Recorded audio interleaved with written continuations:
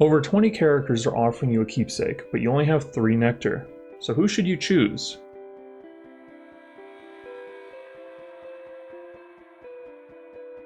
Hello everybody and welcome to Maximus, the channel where I break down the key strategies that are going to help you get good at games. Today's Hades Beginner Guide is all about the 3 keepsakes you should take first as a new player to help you get as far into the underworld as possible as quickly as possible. This is part of my ongoing Hades Beginner Guide series, so make sure you check out the playlist that's on my channel, like down below, subscribe up there, and stick around till the end of the video to find out how you can get your question answered in the next video. And without further ado, let's go on to the first tip. The first keepsake we should take as a new player comes from the best boy in the underworld. That's right, your 3-headed, 4-legged furry friend, Cerberus. Now, of course, this adorable monster is cute enough to earn the first nectar of your game regardless, but the item he gives you is also very helpful for new players because it increases your maximum health. And it increases it from 25 to about 35 to 50 at the max rank. And when you're starting out, that's a very helpful buff because unfortunately, you're probably going to get hit a lot. So having that little bit of extra health to rely on is going to help you get further as you're learning the basic enemy attacks and how to defeat them easily. The underworld is an unforgiving place, and Cerberus's old collar might just be the accoutrement that you need to get past the Furies that first time.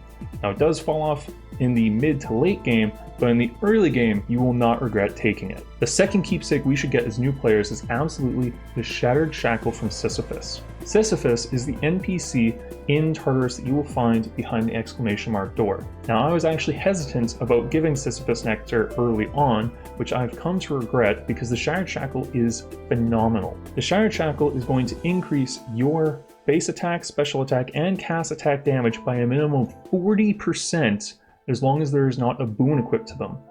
Basically, that means that he is giving you free boons in those 3 slots just without specific god abilities.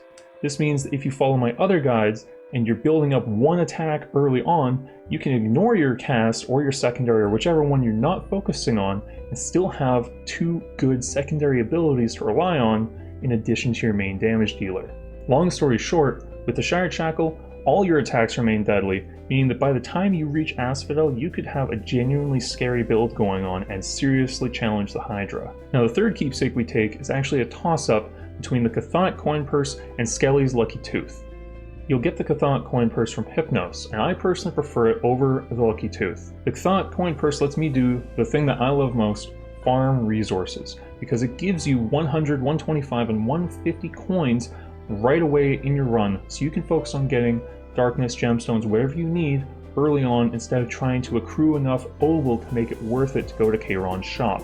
Generally, I find it more worthwhile to go to Kayron's shop because then I can choose what upgrade I want, which gives me a little bit more flexibility in my build.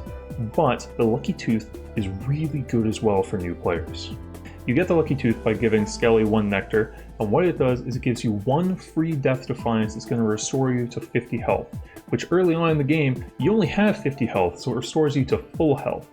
This earns it the number 3 slot because it's similar to the Cerberus collar in that it increases your early game survivability, which again, you're going to be getting hit a lot, so anything that's going to help you eke out that extra couple rooms in your run is going to be a net positive. Do you prefer the Chthonic Coin Purse, or do you prefer the Lucky Tooth, or do you prefer 3 entirely different keepsakes to start the game with?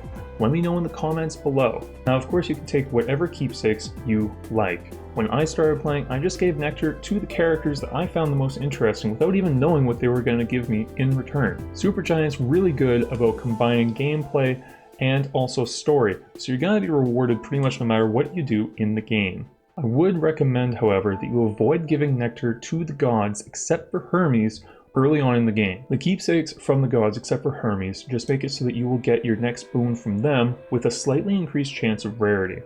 This is really useful in the late game when you're trying to create specific builds, but in the early and mid game I generally find it's more powerful to take keepsakes from the other characters that have a more drastic effect on your actual performance. If you would like me to make a video of what keepsakes you should take in the early, mid, and late game, let me know in the comments below. While you're in the comments, if you have any questions about Hades that you would like me to answer in a video, leave them down there as well. I pull questions from comments, Discord, anywhere I can find beginner players to try and figure out what is going to be the most valuable questions I can answer for people just getting into the game. Thanks for watching, guys. If you found this video valuable, please consider liking, subscribing, and ringing the bell up there. It really helps the channel out, and I couldn't do this without you guys. You can find a more detailed guide of what we just talked about over here, or you can find the next how-to guide down there. Good luck in the underworld, and remember, there is no escape.